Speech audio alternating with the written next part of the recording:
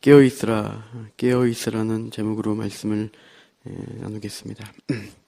어제는 유대인들이 당한 환난에 대해서 말씀을 드렸습니다. 그들이 굶어 죽고 칼에 맞아 죽고 또 완전히 파멸됐던 그 유대인들, 사실은 로마 군대를 피해서 가장 안전한 곳이 예루살렘이다 생각하고 그곳으로 갔는데 오히려 가장 큰 심판이 그곳 가운데 임한 것입니다.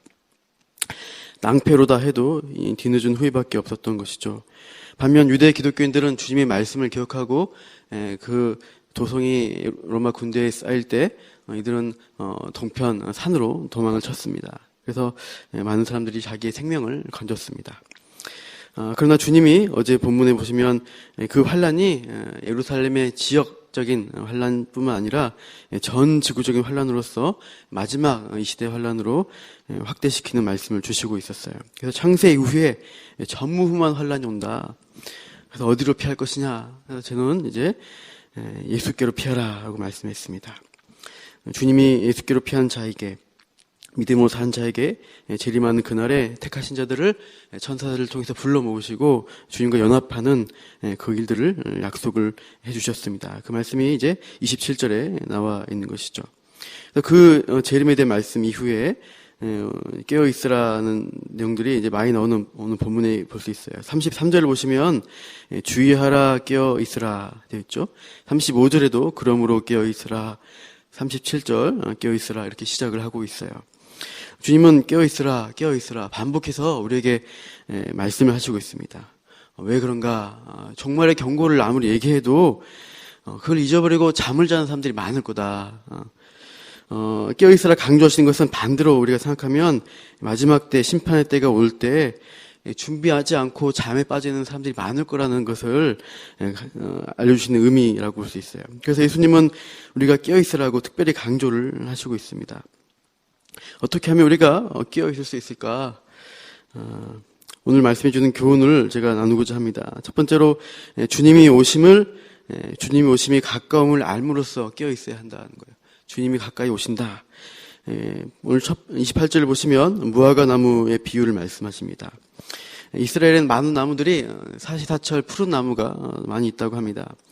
그러나 무화과 나무의 경우는 계절의 변화에 따라서 뚜렷하게 잎이 나고 열매가 맺히는 것이 분명하게 보인다고 하는 것입니다. 그래서 계절의 변화를 보여주는 가장 적절한 예로 무화과 나무를 말씀하신 것 같습니다. 그 무화과 나무의 가지가 연해지고 잎이 이제 파릇파릇 돋아나기 시작하는 그 계절이 여름이라는 거예요. 그것을 보면 여름이구나라고 알 수 있듯이 어떤 29절 보시면 이런 일들이 일어나는 것을 볼 때 주님이 가까이 오셨구나, 문 앞에 오셨구나 이렇게 생각하라는 말씀이에요. 여기서 29절에서 말하는 이런 일들이란 것은 앞서 말씀하신 예루살렘의 멸망 그리고 세계적인 환란을 의미하고 있습니다. 그런 일들이 일어나는 징조들을 보면 주님이 가까이 오시는구나 이렇게 알라는 것입니다. 90년대 초부터 우리나라에 보면 이제 범죄가 심각한 범죄들이 참 많이 발생했습니다. 제 기억에 유학 다녀온 어떤 박사학위 받은 교수가 있었는데 자기 아버지를 살해하고 뭐 이렇게 불을 질렀던 것 같아요. 그리고 그 직후에 지존파 막가파가 나오면서 이제 무작위로 부자들을 다 죽여야 된다 하면서 묻지마 조직적인 살해를 했습니다. 인육도 먹고 그랬던 것이죠. 그래서 이제 사람들 입에 뉴스에 엽기란 단어가 많이 유행했어요. 엽기적이다 이렇게. 사람들은 그때 그 사건을 보면서 말세야 이렇게 많이 말씀을 하셨습니다. 이런 사건들, 이런 점점 더 끔찍한 일들이 많이 일어날 때 주님이 오시겠구나 하고 깨어 있어야 한다는 거예요. 세계적으로 기상이변도 많이 일어나고요. 우리나라 기후가 전 아열대같이 좀 더워지고 있다고 합니다. 옛날에 동해에서는 명태가 많이 잡혔어요. 명태 좋아하시는데 지금은 다 명태가 어디서 옵니까? 러시아산입니다. 우리가 러시아산 명태를 먹고 이 동해가 너무 따뜻한 바다가 돼서 이 명태들이 다 북쪽으로 올라간 것이에요. 이런 기후의 이상 기후들, 또 지진들, 기근, 전쟁, 마지막 때구나, 주님이 가까웠구나 이렇게 생각하게 되는 것입니다. 주님은 이 종말의 징조들을 잘 보라고 하시는데 문제는 그때가 언제인지를 정확하게 모른다는 거예요. 32절을 보시면 그러나 한번 읽어보시죠. 32절 시작. 그러나 그날과 그때는 아무도 모르나니 하늘에 있는 천사들도 아들도 모르고 아버지만 아시느니라. 그때는 아무도 모른다. 아버지만 아신다는 거예요. 아예 그 날짜를 알려고 시도하지도 말라는 경고성의 말씀입니다. 쓸데없는 호기심으로 언제 온다 그런 말 하지 말라는 거예요. 사람들 근데 호기심을 가지고 알고 싶어 합니다. 그러다 보니까 시한부 종말론자들이 많이 나타나서 예수님 언제 오신다라고 얘기합니다. 92년도 다미선교회가 제일 유명하죠. 1999년도에 노스트라다무스 예언을 가지고 2000년 Y2K 하면서 종말이 올 거다 얘기했는데 안 왔어요. 재작년인가요? 2012년 지구 종말이 온다. 마야의 달력을 보니까 남미에 있는 옛날 문명 국가인데 달력이 2012년 12월 21일까지로 찍혀 있는 겁니다. 그 뒤에 없어요. 역사가 끝난다라고 그 마야인들이 이렇게 천문을 보면서 예언한 거 아니냐, 종말이 오겠다 했는데 아무 일 없이 지나갔어요. 또 앞으로도 계속 시한부 종말론 언제 온다 얘기가 나올 것 같아요. 그러니까 주님은 모른다는 거예요. 모르기 때문에 주님은 깨어있으라라고 말씀하십니다. 우리 33절 같이 읽어보겠습니다. 시작. 주의하라, 깨어있으라, 그때가 언제인지 알지 못함이라. 둘째로 주님이 언제 오시는지 모르기 때문에 더욱 깨어있으라라고 말씀하시는 겁니다. 우리가 정확한 날짜를 알면 잘 준비할 것 같습니다. 그렇게 생각은 그런데 실제로는 그렇지 않아요. 그날과 그때가 되기 전에 우리 죄성을 가진 사람들은 어떻게 살 것 같아요? 아직 시간이 있어. 조금 여유롭게 좀 누리면서 살아야지. 조금 죄 지을 수도 있지. 하지만 그때 되기 전에, 직전에 회개하면은 하나님이 용서해 줄 거야. 구원받을 수 있을 거야. 그러니까 좀 괜찮아. 이런 식으로 자기 합리화를 하고 계산적인 신앙, 온갖 구색을 맞추는 그런 신앙생활을 할 수 있다는 거예요. 오히려 몰라야지 언제 오실지 모르니까 항상 긴장합니다. 준비하게 됩니다. 거짓된 마음으로 이렇게 계산하고 재는 그러한 신앙생활이 아니라 순수한 믿음, 소망으로 기다릴 수 있다는 거예요. 항상 준비하고 기다리는 사람에게 종말의 그때가 주님 오신 날이 기쁨과 감사의 날이 됩니다. 이 두 가지를 종합하면 첫째로는 시대 징조, 마지막 때 현상을 보고 주님이 가까이 오셨다 이것을 알라는 거예요. 그래서 깨어있으라는 거예요. 둘째로는 반대로 보이는데 정확한 날을 모르기 때문에 항상 깨어서 준비하라는 말씀이에요. 모순되어 보입니다. 주님이 오시는 것 같은데 정확한 날을 모르겠다. 그렇지만 어쨌든 항상 깨어있으라. 이 말씀을, 예수님이 하셨던 이 말씀을 처음 들었던 제자들, 초대교회 성도들은 예루살렘의 멸망이 예수님 말씀하신 그대로 일어난 걸 보면서 이제 그 말씀하신 대로 다 이루어지는구나. 이제 남은 것은 무엇이냐? 주님이 재림하실 그날이다. 오셔서 택하신 자들을 불러 모시겠구나. 이렇게 예상했습니다. 초대교회에서 그렇게 해서 부활 승천하실 때 속히 하셨으니까 우리 때 오실 것이다. 이렇게 예상했습니다. 그래서 문제는 뭐예요? 그 기다림이 2000년이 됐어요. 계속 기다리는데 아직 안 오셨어요. 그러니까 사람들이 어떻습니까? 시한부 종말론자도 그렇지만 맨날 오신다고 하는데 안 오시니까 이거 종교 사기 아니냐? 오신다고 하지만 실제로 안 오는 거 아니냐? 세상은 똑같고 발전되고 무슨 멸망이 오겠냐? 이런 생각이 듭니다. 늑대가 나타났다. 이렇게 많이 외쳤잖아요. 소년이. 여러 번 외치니까 사람들이 반응이 시큰둥해져요. 이제 믿지 않게 되는 것입니다. 그러나 우리가 주의해야 합니다. 베드로후서 3장 4절 주님이 이렇게 말씀하십니다. 주께서 강림하신다는 약속이 어디 있느냐? 조상들이 잔후로부터 만물이 처음 창조될 때와 같이 그냥 있다 하니.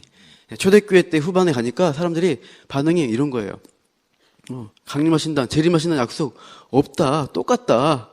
창조하실 때랑 똑같이 그냥 있다. 이렇게 생각하는 사람들이 나타난 거예요. 그러나 노아의 이제 말씀은 노아의 홍수처럼 갑자기 멸망이 임했던 것이죠. 우리는 시한부 종말론에 현혹될 필요는 없지만 성경적인 종말론은 따라가야 합니다. 주님이 징조를 보고 재림하실 때 가까웠다라고 하면은 우리가 깨어서 그 말씀대로 준비를 해야 하는 것입니다. 이제 여기서 이제 헷갈린 부분이 30절에 이 세대가 지나가기 전 할 때 이 세대는 그때 들었던 그 세대도 되지만 그 신약 시대를 살아가는 모든 세대를 가리키는 말씀이라고 할 수 있습니다. 그래서 우리가 이 성경의 말씀을 종말론을 잘 의식하고 깨어 있어야 하는데 성경적 원리가 이 가운데 나타나 있습니다. 이미와 아직이라는 용어인데 하나님이 우리를 부르실 때 이미 이루신 약속을 주시고 이미 이루신 것을 보여주시지만 또한 완전한 약속을 또 뒤에 놓고 아직은 아니다라고 말씀하신 경우가 참 많이 있습니다. 우리 한번 여호수아서 한번 찾아보시기 바랍니다. 잠깐 찾아볼게요. 여호수아서 11장을 펴보세요. 여호수아입니다. 구약 성경 여호수아 11장입니다. 여호수아 11장 23절을 보시기 바랍니다. 구약 성경 337쪽입니다. 여호수아 11장 23절인데 같이 한번 읽어보시죠. 여호수아 11장 23절 시작. 이와 같이 여호수아가 여호와께서 모세에게 말씀하신 대로 그 온 땅을 점령하여 이스라엘 지파의 구분에 따라 기업으로 주매 그 땅에 전쟁이 그쳤더라. 하나님이 주셨다. 그 땅을 완전히 주셨다라고 말씀하시고 전쟁도 그쳤다라고 성경을 말씀하십니다. 그리고 12장 보시면 정복한 땅들에 대해서 이제 쭉쭉쭉 설명을 하고 있습니다.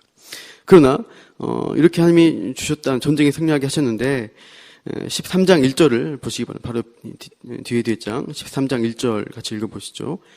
시작. 여호수아가 나이가 많아 늙음에 여호와께서 그에게 이르시되 너는 나이가 많아 늙었고 얻을 땅이 매우 많이 남아 있도다. 하나님이 주셨다 하는데 왜 전쟁 계속 하지 않느냐? 네가 여호수아가 상당히 늙은 그 노년의 시기에 네가 싸워서 얻어야 할 땅이 굉장히 많다. 이렇게 하나님이 어떻게 보면 일종의 강권을 하시고 있습니다. 무엇입니까? 주셨다고 했는데 또 다시 얻으라 하는 말씀이에요. 하나님은 약속을 주시지만 어떤 큰 전쟁에서 다 승리했습니다. 그러나 계속해서 가나안 땅에 살아갈 때 전쟁을 계속해서 수행해야 된다. 그 남은 가나안 족속들 남겨둠으로써 이스라엘 족속들이 계속 하나님의 그 전쟁을 할 수 있도록 그렇게 인도하시는 것입니다. 여호수아서 21장 44절을 보시면 이제 마지막 부분에 21장 44절 거기 보시면 이렇게 되어 있습니다. 여호와께서 그들의 주에 안식을 주셨으되 되어 있습니다. 그래서 그들과 맞선 사람이 하나도 없었다. 모든 원수들을 그들의 손에 넘겨주셨다 되어 있습니다. 그렇게 말씀하시고 나서 사사기 1장을 보시면 또 전쟁을 하고 있습니다. 하나님은 계속해서 약속을 이루었다. 이제 안식을 받았다라고 하셔도 여전히 계속 싸움에 거하라. 계속 투쟁해야 된다. 그렇게 말씀을 하시고 있습니다. 다윗에게 네가 왕의 기름 부음 받았고 이제 왕이 될 것이다. 약속을 주셨습니다. 그걸 받은 왕이 된 때는 그로부터 13년 지난 뒤에 30살이 되었을 때 유다의 왕에 오르게 됩니다. 그 기간 동안에 다윗은 왕권이라는 확신을 받지만 계속해서 쫓겨다니고 죽을 뻔한 고생을 많이 합니다. 하나님이 그 가운데 긴장 상태에 내버려 두시는 거예요. 아브라함에게 75세 때 자녀를 주겠다, 큰 민족을 이루겠다 약속하셨는데 25년 동안 안 주시고 계속 긴장 상태로 내버려 두십니다. 하나님은 우리에게 그런 긴장의 상태로 있기를 원해서 하나님 일들이 이루어진 것을 보여주시지만 더 먼 미래에 우리가 그날을 소망하고 기다리도록 하시는 것입니다. 요한복음 5장 24절 내가 진실로 진실로 너에게 이르노니 내 말을 듣고 나 보내신 이를 믿는 자는 영생을 얻었고 심판에 이르지 아니하나니 사망에서 생명으로 옮겼느니라. 과거형입니다. 주셨다. 생명을 얻었다. 영생이다 하는데 빌립보서 2장 12절 그러므로 나의 사랑하는 자들아 너희가 나 있을 때뿐 아니라 더욱 지금 나 없을 때도 항상 복종하여 두렵고 떨림으로 너희 구원을 이루라 라고 되어 있습니다. 두렵고 떨림으로 구원을 이루어 가라. 구원 얻었단 말입니까? 얻지 못했단 말입니까?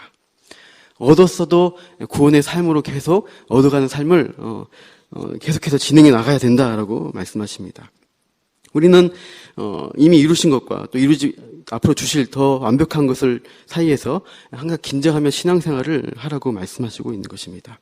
우리가 긴장이 풀어진다 그러면은 그거 자는 것입니다. 그런 사람들에게는 하나님이 경고의 말씀을 주시는 거예요. 깨어 있으라, 정신 차리라 라고 하시는 것입니다.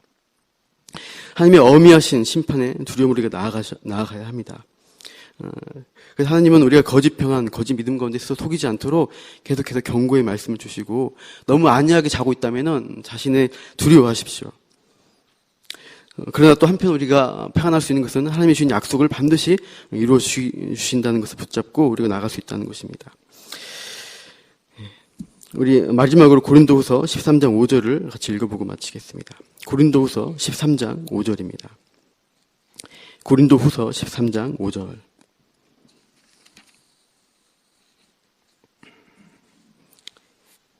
고린도후서 13장 5절 말씀입니다. 고린도후서 13장 5절 같이 읽겠습니다. 시작. 너희는 믿음 안에 있는가? 너희 자신을 시험하고 너희 자신을 확증하라. 예수 그리스도께서 너희 안에 계신 줄을 너희가 스스로 알지 못하느냐? 그렇지 않으면 너희는 버림받은 자니라. 항상 확증하는 것, 긴장 상태에 있는 것, 그것이 하나님 우리에게 향하신 신앙생활입니다. 요즘 많은 장로교회들이 믿음으로 구원받는다고 하니까 믿었으니까 구원받았지 하면서 너무나 쉽게 죄를 짓는 모습들이 많이 일어나고 있습니다. 그러나 그런 아니한 상태에 있다는 것은 어떻게 보면 그 사람이 잠을 자고 있고 어떻게 보면 구원받지 못한 상태에 있을 수 있다는 반증입니다. 오히려 구원받는 사람이 두려워하고 긴장하는 것입니다. 오늘 우리가 살아갈 때 이 하나님의 마지막 때 오실 것을 우리가 두려워하며 긴장하며 또 그 안에서 안식하면서 우리가 신앙생활을 해나가시기를 축원합니다. 기도하겠습니다. 하나님, 주님께서 마지막 때 깨어 있으라라고 우리에게 명령하셨습니다. 현상들을 바라볼 때 참 두려운 일들이 참 많이 있습니다.